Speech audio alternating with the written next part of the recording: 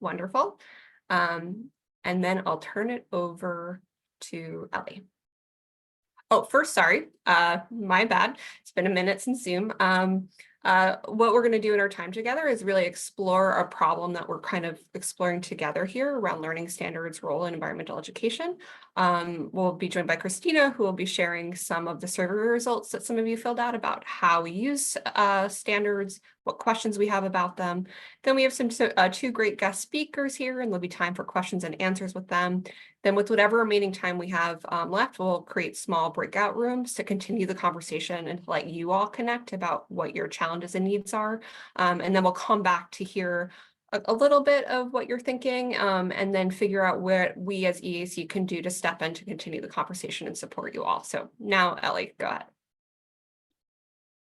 Thank you, Fran. I'm Ellie Cariff. I'm a teaching and curriculum specialist at the Oyster project. And this problem originated from actually an email on the EEAC listserv that Christina sent out just a couple months ago, sort of asking about organizations aligning their mostly, environmental education, hands-on field trip experiences with standards, and just sort of asking, is that a thing people do? People still do? What kind of standards are you aligning? There's like a lot of general questions about that. And we had a really robust response. And so from that, we decided that it made sense to have this larger conversation with you all, as well as send out a survey. So first question is really like, are non-formal education programs still finding it important to align with New York State learning standards? Another question is what has influenced whether or not we align our programs to the most recent changes in New York Science learning standards and the scope and sequence? What does it look like, the standard alignment, and what are the best practices? And then just a quick add-on about curriculum. So, a lot of our programming not only offers these these exploratory hands-on experiences, some of them are free probably, but what we also add on curriculum or pre and post units or something to sort of embed it into the classroom. And so, thinking about the best way to do that. And as a curriculum writer now, somebody who does a lot of professional development, working with teachers, that's a question that has come up again and again on our team, and thinking about, how useful can we really be to teachers if we're not aligning our entire curriculum to standards throughout a unit of school? And like, is it enough to just have, I think all environmental education definitely aligns with NGSS standards at least, and I'm sure scope and sequence, but is it within the sequence? Is it properly situated where a teacher would be able to use it in the classroom? So those are some of the questions I'm coming from, of course, with adding on to the thoughts about do field trip programmings, do out of school programs, should they be aligned? And if Christina, you want to add anything, feel free to go ahead. Great, thanks, Ellie. Yeah, I think I'll just jump into sharing a couple overview slides about some of the results and trends we saw from the survey. So thank you to those of you that filled it out. We did get 18 responses, and we are going to leave it open for a little while longer. So if you didn't have the chance and you're here today and you want to officially kind of contribute some of the information about what your organization currently does and the challenges you're facing, we'd appreciate that. And we will be sending around some kind of report to everyone afterwards so that you can also kind of see what the trends amongst our community are. So if we could go to the next slide, please. And like Ellie has already mentioned, there is kind of a twofold here, because us in the non-formal sector, we do so much. Our programs are so varied, and out of the 18 responses, 12 people said, that they're aligning their standards for field trips, but then there was 9, that's 50%, that also mentioned in-school visits and providing PD opportunities for teachers. So we might find that the way we align or how much we focus on alignment might vary a little bit depending on what the program is that we are offering to our students and or teachers. So as you will see, the majority of us definitely are currently we're trying to align to the New York State Science Learning Standards, which makes sense because that is the closest school topic that we are all teaching related stuff to. The next generation science standards in the New York City scope and sequence close behind, but it seems like more of us really focus at the state level. One thing I do want to make sure that gets identified today or acknowledged today too, and I noticed in our early email conversations, was making sure that newer people to the field are aware of the difference between next generation science standards and the New York State learning standards. One is inspired by the other, but New York State learning standards have their own name because they do have some differences, and we'll want teachers, if we are aligning, I think we'll hear from Greg and see how he feels, to know that we are aligning to what is considered the state adaptation of these things. Next slide.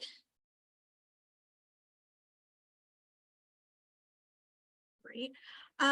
So as far as how we format, I think this is really where my question stemmed. And I think a lot of other people here in the group today are wanting to learn from each other on what is the best practices for how we write up this alignment, and how detailed do we get, and how many parts of the state standards do we link to. And what is not surprising is that grade, just the basics, grade and the unit of the section topic is the most, but I was really pleased to see as more results came in that the number bumped up for science and engineering practices, disciplinary core ideas, cross-cutting concepts. Those are obviously the three-dimensional learning that NGSS is based on, and then the New York State science standards are also based on. I think the next question that we'll hear from our speakers today is kind of what teachers are looking for when we give them a list of the alignments. And that's kind of one of the big, I think, questions for today. Next slide. So where are the challenges? I wanted to know from everyone else kind of what is possibly preventing you from aligning all of your field trip and school curricula, or whatever it is that you do. And there was kind of two buckets of answers that kind of all centered around a theme. So the first one was just the capacity to update or align all the programs that you have at your organization.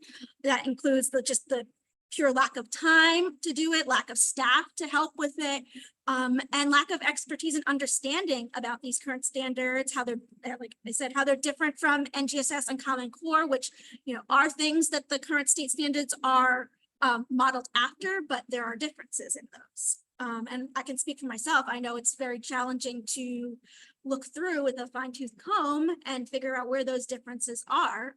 It takes a lot of time. It's time that us busy non-formal educators just don't have. Okay, next slide. And then the other end of this challenge that we face when wanting to align or not aligning is just the ability to sometimes find those relevant connections. So outdoor programs happen seasonally, and sometimes they don't line up with the timings in the New York City scope and sequence. That's something I found particularly challenging when the New York City scope and sequence updated or was going to update just a little bit before COVID. And another comment that came into our survey was that the regions classes, those timelines are especially inflexible, which makes it hard to figure out how to get those kids out and schedule a trip with them. Some have expressed that it's hard to find applicable standards at each grade level, and it's hard to, or even not appropriate to achieve a performance expectation in the time of a single field trip. But most of all, the biggest thing is an uncertainty about usefulness. So teachers, a lot of educators are voicing, and I agree with this, teachers often come for the experience, not necessarily the direct connection to what is currently taught in the classroom. And I've noticed over time that in the last 10 years, as we've seen standards also change, we've also heard less and less from teachers and principals asking for a specific list of those detailed standards as a means for approving or not approving students to come for a field trip. And next slide. So based on everything I just said, it's not really surprising to see that there's a bit of a mixed bag here in the top chart when we asked all of our educators to tell us whether or not they hear administrators or classroom educators saying that it's valuable to have their programs closely aligned to learning standards. I think part of the reason why there's a mixed bag is also because, like I said in the beginning, some of us do offer curriculum for teachers to use in school, and we want it to tie in and mesh in with their their yearly curriculum and yearly plan. And then some of us provide this outdoor experience that is meant to kind of give them something different than they're having in the classroom. But what I was really pleased to see is that when we asked everyone, if they want to see their informal programs aligned with learning standards in the future, many more people were on the yes, absolutely side, which is exactly why we're all here today, to talk together, to learn from each other, and figure out what we need in order to do these alignments. Great. Okay, thank you so much, Christina and Allie. We're super excited. We have two speakers to help shed some light on the issue. So first, we'll hear from Greg Borman, who is presently the Director of Science for the New York City Department of Education. He has over 40 years experience teaching in so many ways, and his camera isn't quite working right now, so we'll just have to hear his voice. And then secondly, we're going to hear from Mallory, who was a classroom science teacher for 12 years in Brooklyn and recently jumped over to the Billion Oyster project as working in curriculum and with teachers. So two great perspectives. I'm going to drop their longer bios in the chat just so we hear their fuller story. And I'm going to turn it over to Greg to get us started on answering some of these questions for us. Okay, thanks, Fran. Yeah, I apologize for not having a camera. I was on Zoom earlier this morning and the camera worked fine. But this is the problem with technology. So I think, Christina, you did a great job of kind of laying out the challenges and the issues around aligning the work that you guys do, both the informal science institutions, the community-based organizations, and the government agencies like New York State, DEC, and DEP, and the cities, parks, and et cetera, et cetera. So, these are issues. Unfortunately, we used to, before the pandemic, meet with all of you guys, and we would talk about, what are the instructional priorities for the New York City public schools, and the importance of kind of, getting to know the standards. And what I'll talk a little bit about is the curriculum that teachers are using, because we want to make sure that the experiences that the kids are having and the teachers are having is connected to what they'll be doing in the classroom. But in terms of my role at Central, and I know Heather Cabrera from my team, we have a small team, six of us at Central, and the idea is that we're supposed to provide some guidance, to senior leadership as far as in regard to the importance of science, and really preparing students to be able to make informed decisions, of issues in their communities, issues that are important to them in real life. So, we all are strong advocates for laying down a strong foundation of science understanding, basically. And this is one of the issues we have at elementary, is that we're trying to push for science to be taught more often, more frequently at the elementary level, because that foundation is critically important for kids as they move into middle school, and then that foundation is critically important as they move into high school. So our job is to right now, the New York City Public Schools has reorganized back into districts, which I kind of think is a good thing, because when I started with the with the DOE. We had districts, and I felt that teachers received good support from the districts. Not that they didn't receive good support from the borough offices, but I think at the district level, that's, they know the schools. That's where the most effective support is going to be provided. So we now, my team is working very closely with the districts. We've divvied up the districts. I don't have as many districts as the other members of my team, but it's been kind of overwhelming, so every district has a science point person. Some of those are science people, some of those are not. So we're trying to really support this district science points, because that's where the bulk of the professional learning and that for teachers is going to happen at the district level. We've kind of cut back on the professional learning that we provide at the central level. Another big part of our job has been to do curriculum review. And we go through a really a rigorous curriculum review process. We did that for K-5, we did that for 6-8, and just recently we have completed that for the new Regents Biology and the new Regents Earth and Space Science. And we feel really good about the curriculum evaluation. And finally, I think one of the things we can be proud of is that we've really pushed the importance of high quality science curriculum and the importance that has for teachers in implementing these standards. Like Christina said, the new standards are pretty complex. Okay, the days of teachers writing lessons, okay, on their own is gone. It's just too complicated. Curriculum, what we've learned from research is that there needs to be a context for the learning of science, and that's often through a storyline. We've moved away from lessons to more units, coherent units that are composed of lessons, but all the lessons build on one another. So, and that's not to say that the curriculum cannot be modified. It should be. That's the job of the teacher, is to modify the curriculum to meet the needs of the kids. So there's more time for planning instruction and less time writing lesson plans. Okay, that day is gone.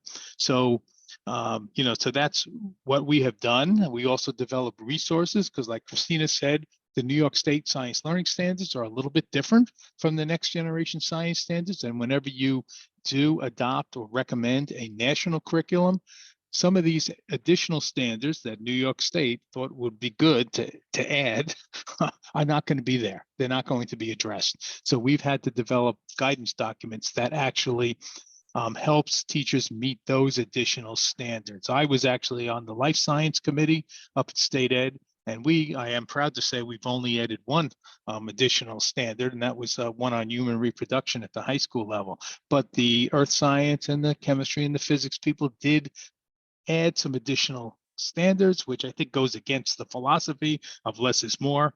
But that's what happens. And as a result, the state assessments are aligned to the New York State Science Learning Standards. So we have to make sure that all of those standards are addressed during instruction to prepare the students for the state assessments.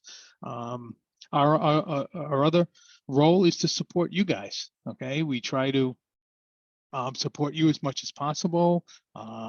We want to communicate with you as far as what our instructional priorities are, but we also want to make sure, listen, we can't do it by ourselves. There's only 6 of us, okay? So the bottom line is that we need your help. We need your support to help, work with the teachers and the 1 million kids that are in the New York City public schools. So the work that you do is invaluable to us, but we just want to make sure that kind of everybody's on the same page. And that's what Christina was talking about.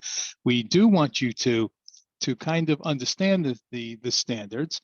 We want you to move in the direction of supporting 3-dimensional learning, which, as Christina said, addresses the scientific and engineering practices. And all this stuff just aligns with your work so perfectly. The cross-cutting concepts, or the really big interdisciplinary ideas, and then also at the same time, the content of the disciplinary core ideas of science. So the other big part is that recently we've spent this year helping prepare the kids for the new state assessments. The grade 5 and the grade 8 were just given. We're getting feedback that it was pretty difficult. So we'll see how well our core curriculum does stack up against preparing kids for these state assessments. And we will have the new biology regents and the new earth and space science regents next year. We're also focused on integrating climate education, right? We want to get that into schools. We want teachers to integrate climate education into the curriculum that they're using, and also food education. I was just on a call earlier about, the importance of food education and kids really understanding the importance of nutrition, to their lives, because this connects directly with what they're doing. We also support grant proposals. I know many of you guys has reached out for letters of support, and we try to help you in that regard. In terms of my experience with environmental ed, I mean, I go way back. I've been in the system for a long time. I was always hanging out at the Gateway Environmental Study Center with Regina McCarthy back in the day when it was a viable institution there. I've worked with OPEX. I've been trained in Project WED and WILD and all that kind of stuff. We've done some work with New York City Department of Environmental Protection and the New York City Department of Environmental Conservation, the Wallerstein Collaborative. I have experience working with Mary Liu, et cetera, et cetera. And the issue around the learning standards, I do feel they're important. I think the work that you do should align, but you don't have to go into incredible detail. I think really focusing on, because when kids come to you, they're doing things. So that's the practices. So really highlighting the practices that the students are engaged in when they come to you, and what the teachers are kind of deepening their understanding of the importance of the SEPs and the cross-cutting concepts, because cross-cutting concepts kind of tie everything together. And we look at it as that's the lens that the students are kind of looking through as they make observations, as they collect data, as they investigate phenomena. So you don't have to go into tremendous detail. Sometimes it's just too much, but if you really focus on the performance expectations, the grade level performance expectations, that I think is really critical, because I always felt that, it was in many cases, it used to be, administrators really wanted to make sure that if teachers were taking kids on a field trip, is it connected to the standards? And now that we've just had the new state assessments, I think that's going to come back, okay? Because we're going to see what the results of the state assessments are.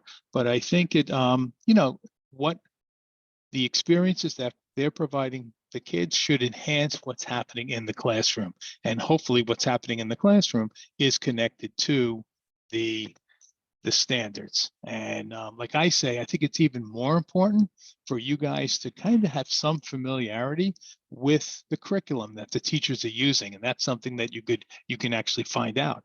Because I know that Amplify Science does provide a partners login, that's what we call it, so that you can kind of look at the units and see, how well does what the kids are going to be doing kind of fit into that unit. I know there's issues with sequencing.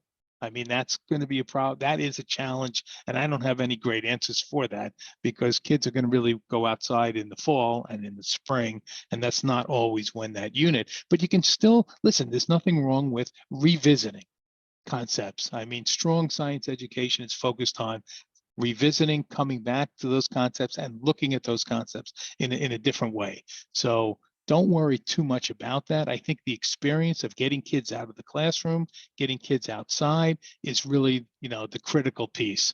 And, but I think it does help in your information to have some alignment, to the standards. And probably, since you're working with New York City Public Schools, you should focus on the New York State Science Learning Standards. I think that would be helpful. So I'm going to end there, and I know we'll have questions afterwards. Yeah. Thank you so much, Greg. There's one Sure. question that came in of how we get access to the partners login for Amplify. I know there's probably going to be interested parties, but feel free to drop that in the chat, or we can come back to that later. Sure, I'll put my email in the chat, Great. Fran, and that way you can reach out to me, and I'll get you the partner's email. Okay. So I'll put that in the chat. Cool, great. So you're gonna influx of emails from many of us asking for partner emails. Thank you so much, and stick around for the Q&A. I'm sure there'll be questions. And we're going to turn it over now to Mallory from Billion Oyster Project. Mallory, you're ready? Yep, I'm ready. Great. And I'm going to drop your bio in the chat and welcome. Got your slides. Just say forward when you want the next slide. Thank you. Okay, hi everybody. My name is Mallory. As Fran mentioned, I was a teacher for 12 years, but before that, I really got into teaching through environmental education. So at various stints with farms and environmental centers, I was an educator at the Brooklyn Botanic Garden. I've worked with city growers as like a summer site director, and I am currently at Billion Oyster Project on the teaching and curriculum team. So doing professional learning workshops with teachers, supporting with the curriculum, and also working with the direct student services. So the field trip groups and the classroom workshops that we do. And I'm loving that. That's been a new thing for me. As until the end of last school year, I have been a classroom science teacher in Brooklyn. So I had 6 years as an elementary school science teacher, and then 6 years as an 8th grade science teacher, and also department head. So I was doing my own curriculum writing. That was interesting what Greg said about the days of teachers writing lesson plans is over, but was doing a lot of curriculum writing, and then also supporting other teachers with the implementation of their curriculum and just kind of teaching practices.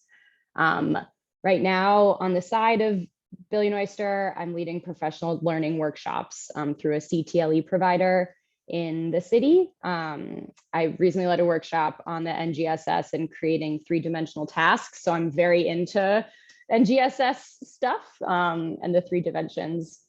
And you know, I started teaching in 2011, which is just shortly before the NGSS were released and then adopted by the state in 2017. So I kind of had the benefit of the NGSS really being my only reference point for standards in terms of my own practice. So I personally, like my perspective, I really buy into them. So in terms of recommendations for how you all as environmental education professionals should frame thinking about them, I have kind of a few thoughts. You can switch slides, thanks.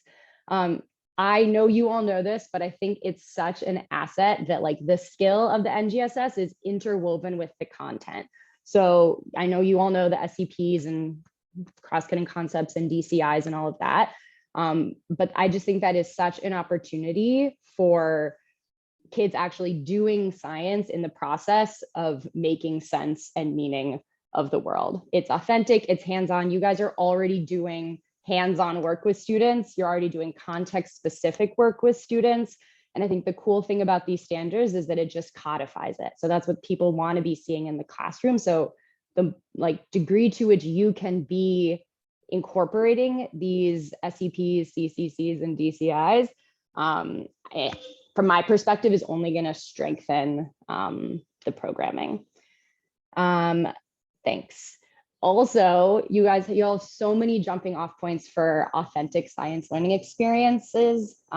Somebody mentioned about how one of the challenges of the standards is that you can't achieve the whole performance expectation in one field trip. I think that's absolutely true. And they're not written to be achieved in one sitting. And teachers know that. I think that, you know, one of the limitations and challenges you all mentioned too was that we don't have the time or the resources. That's true for classroom teachers as well. So I really think everyone is trying to figure this out all at the same time. But as Greg mentioned as well, with the SEPs and the CCCs, whoops, I made a typo on that green box. That should say cross-cutting concepts, not science and engineering practices again. You have so many possible jumping off points with the content that you're doing. So if I could offer one suggestion, it would be like, maybe not even stressing about like how much does this specific content piece connect, like stick with your content. You all have your really niche content sometimes. And as people mentioned, like it might not align to a unit a teacher is doing in the class, but if you can really evoke the science and engineering practices or evoke the cross-cutting concepts, to me, that's a really powerful thing. And again, something teachers are grappling with too, of how can we pull those out? And I think curriculum such as Amplify is really trying to, and building on that with the hands-on experiences that you all offer, I think will be really beneficial, because these pieces, the SEPs and the CCCs, are the transferable parts. So no matter what kids are learning in class, you can still support them in asking questions. You can still support them in thinking about stability and change, whether you're doing work with soil or in a garden or with the water. There's so many cool ways to pull these things out. And from my experience as a teacher, the SEPs were the CCCs were something that was in many ways, at least for me, something that kind of like faded to the background a little more. I could get on board with the SEPs. I could keep that in mind, like what are kids doing with the content, disciplinary core idea, but being thoughtful about including the cross-cutting concepts to me was more challenging. And so I think like if you all can kind of latch onto these two buckets, these two strands of the dimensions of the science standards, I think that's a real cool thing. And lastly, I do think, as Greg mentioned as well, it can be helpful to like speak the language. We know like education can get this kind of like edu-speak thing with these terminologies, but being able to speak to teachers or administrators with the language of the standards, even if you're not like fulfilling the full performance expectation in your field trip, if you're still evoking these different pieces, I do think that's really like helping to keep your program really relevant and present. And it might only involve small tweaks. It might not be like a huge overhaul of the work you're doing, which is surely great and context specific and really powerful. But being able to like evoke particular aspects of the standards, I think can really be a helpful thing. Cool. Thanks so much, Mallory. People are already asking for a copy of the slides, so I'll be sure to send them out in our follow-up email. I'm going to turn it now to Mallory and Greg to just take some off-the-cuff questions. Feel free to unmute yourself. We're not a massive group, and if that becomes unruly, we can drop questions in the chat. But if anyone has any questions, either put them in the chat or just unmute yourself and go ahead and ask.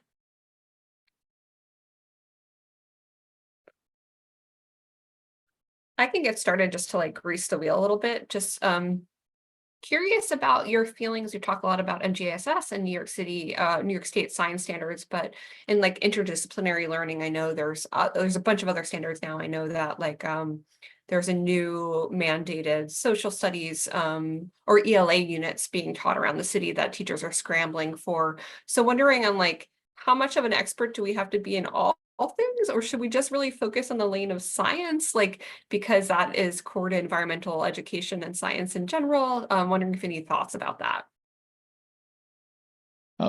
I'll jump in, Fran. I think you stick to your strengths. So you guys are the science, content people. You're the experts. You're the outdoor education folks. I wouldn't worry too much about the other stuff. I mean, listen, bottom line, at Central, we don't even talk to the ELA people much. We should, okay? I mean, you're right. And unfortunately, I would love to promote more project-based and problem-based learning, more interdisciplinary stuff, but it's very hard the way schools are set up. It's so compartmentalized that it kind of works against that. But I do want to say one thing, and I think Mallory was talking about it. One of the things that we need is connecting. Like even amplifies a national curriculum. We need to now connect what the kids are learning with the local environment. And that's where you guys come in, because you are the experts in the local environments and trying to take that anchor phenomenon that drives a unit and connect it to other investigative phenomenon that are connected definitely to the community, the communities that the kids come from. So I think that is something that I am hoping that I've always said the importance of is connecting to the local environment, and I think you guys are the vehicles for that to happen.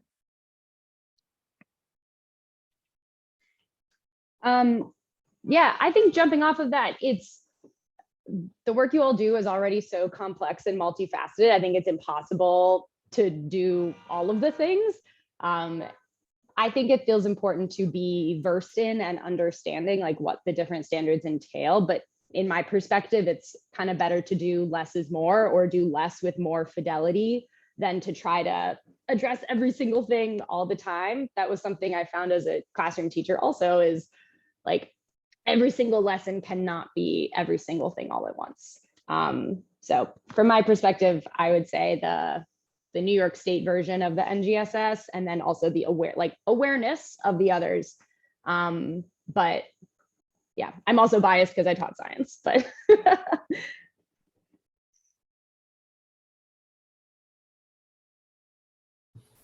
Is there a separate pre-K standards? Yes, actually, New York State has, because NGSS does not have pre-K standards. But if you go to the New York State Science Learning Standards, they have pre-K standards. And that's why we include pre-K in our pre-K to grade 8 science scope and sequence. Yep.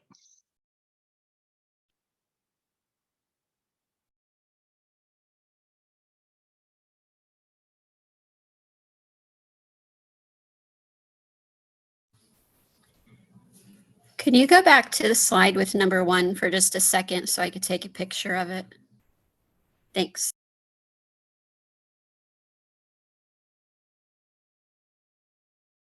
Go ahead, Corinne.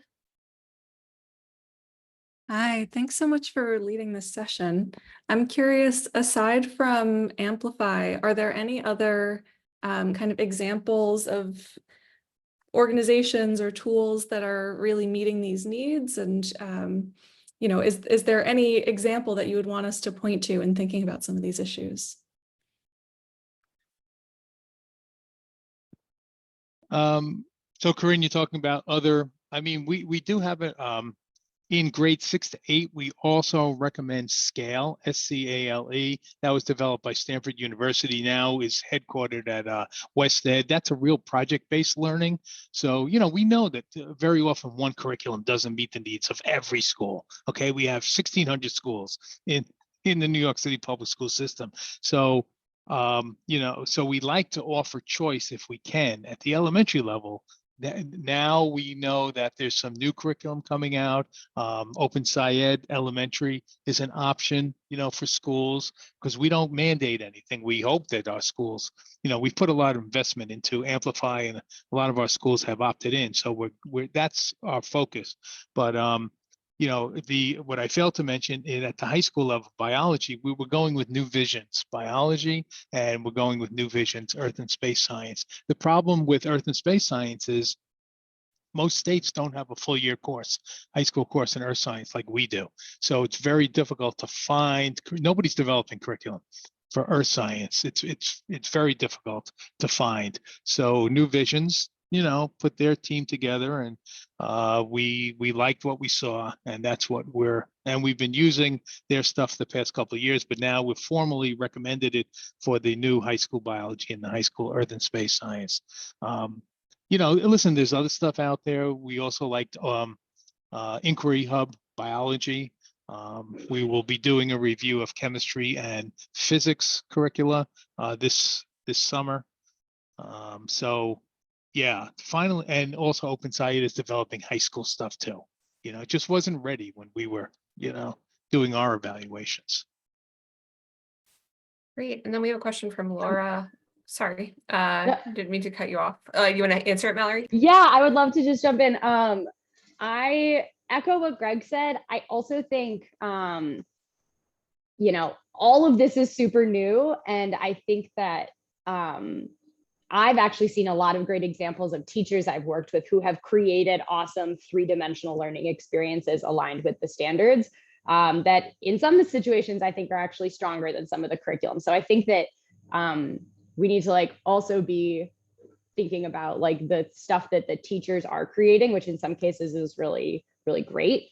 I would echo what Greg said. I've seen Open SciEd, their visuals of how they like show a storyline and how that can kind of progress is really, really helpful. I've enjoyed that. And they have some cool protocols for how to do some of the different science and engineering practices and how to really build a storyline and help students make sense of that throughout the unit. So I think some of their protocols are really great. And they kind of like, they really go with the anchoring phenomenon piece. So I would echo with that. Awesome. Thank you so much. Great. And then a question from Laura about where do you start? What's the beginner's guide to figuring out curriculum alignment for informal educators in EEE? Are there website trainings? Mallory said you would follow up with some resources we could send out to everybody. Anything top of mind just to whet our appetite if we want to start Googling ourselves?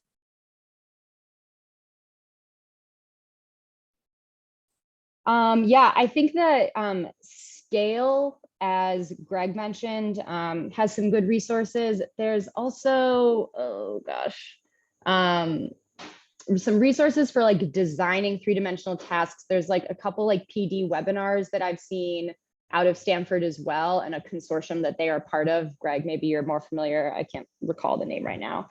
But I think those are good. West Ed has some other resources as well. I'm like blanking on the names right now. I will send that after the session. Yeah, I mean, the Next Gen Science, website has a lot of resources. STEM Teaching Tools is a great resource for teachers. They have little briefs.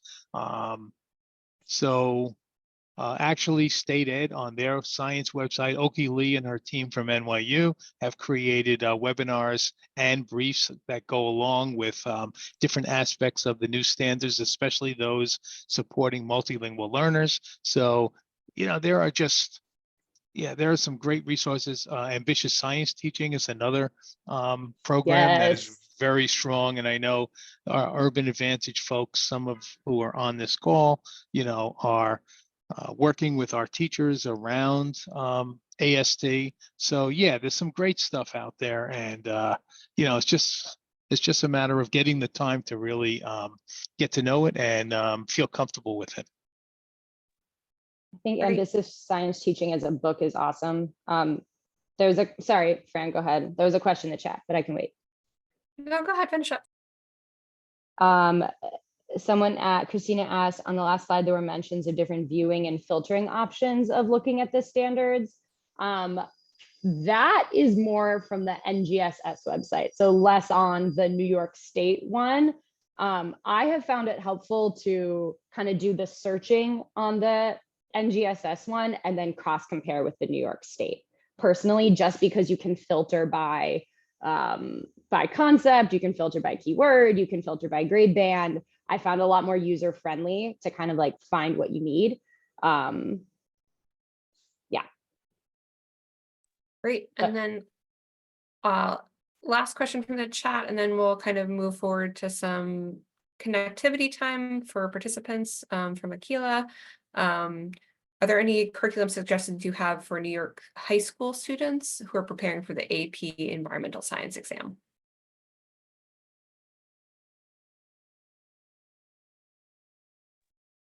No, I don't know, Mallory. Maybe you have something. I don't really. We don't have much contact with the AP for All folks, so we really haven't been focused that much on the AP Environmental Science exam. I don't know what's really out there to support those kids. And my experience is elementary and middle, so admittedly don't have high school experience. From what I've seen from looking online, it feels like there's a lot more kind of efforts regarding curriculum for middle and then developing elementary. I haven't seen as many examples of high school. Greg was mentioning Inquiry Hub, which was out of University of Colorado, I think. Yep. Correct me if I'm wrong. Yep. And I think they are kind of rolling into Open Sci-Ed, from what I understand, for some of Open Sci-Ed's high school offerings. That's not, I think AP Environmental Science was the question. But I think that could be one place to look. And I see in the chat that there's an environmental science workshop for high school teachers this summer, which is cool. Sorry, I feel like that's not a very satisfying answer from me. Great. So with that being said, thank you, Mallory and Greg, so much for just like feeding all these curiosity and questions. I think that this is the beginning of a conversation, and for everyone who's offered resources in the chat, like Adina, thank you. We can make sure to grab a synopsis and share out afterwards so we don't lose what was mentioned. For the last 10 minutes we have together, we're going to go into breakout rooms in small groups to just reflect on what do you need individually and as part of your organization, and then make some suggestions so that when we really pour out as EEC what was discussed today, we can really think about next steps and make some recommendations for each other. So we're going to kind of spirit you away into the breakout rooms. And then we'll come back in the last like 2 minutes just to do a quick touch base in the main room. There is a note-taking document that should be filled out together in the room, or if you really are that kind of person who just needs to fill it out yourself, go ahead and do it, but we'd love you to have a conversation in a small room format. Mallory and Greg, you're welcome to join into the conversation add your 2 cents, but if you have to do your other things, we also understand that as well. So I'm gonna, in a second, let you all go off into these rooms. I'll be here in the main room for now if anyone has any questions. So thank you so much. Here we go.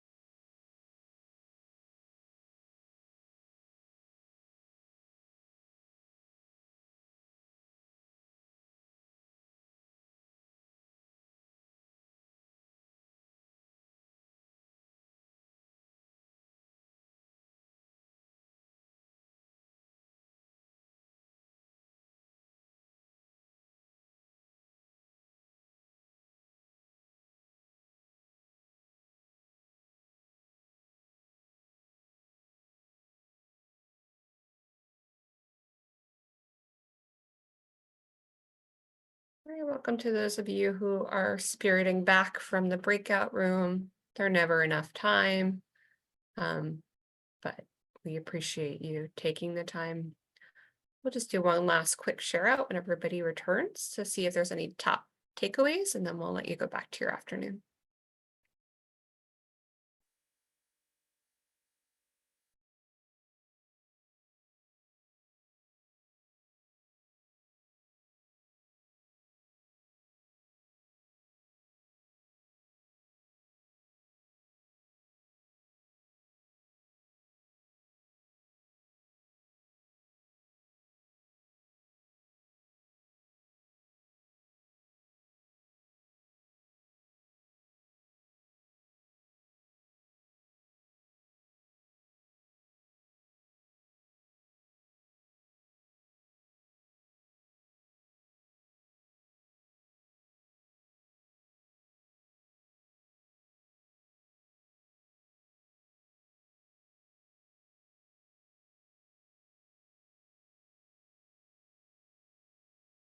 Great, welcome back, everybody. There's a couple more seconds of the breakout room, but in our last minute, again, just gratitude for y'all being here and making time to have this conversation together.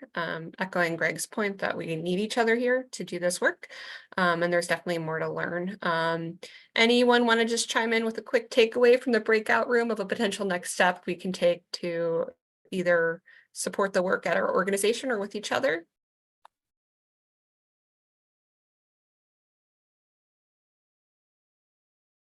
Cool. Well, with that being said, we thank you for joining our Lunch and Learn. It's really great to have you here. If you haven't had time to finalize the form for feedback and reflection, it's dropped in the chat for you to do with a tab open. Thanks again for your time and joining us, and you'll hear from us all in follow-up communications. So take care, everybody. And we can hang out a little bit if you want to talk or have any suggestions.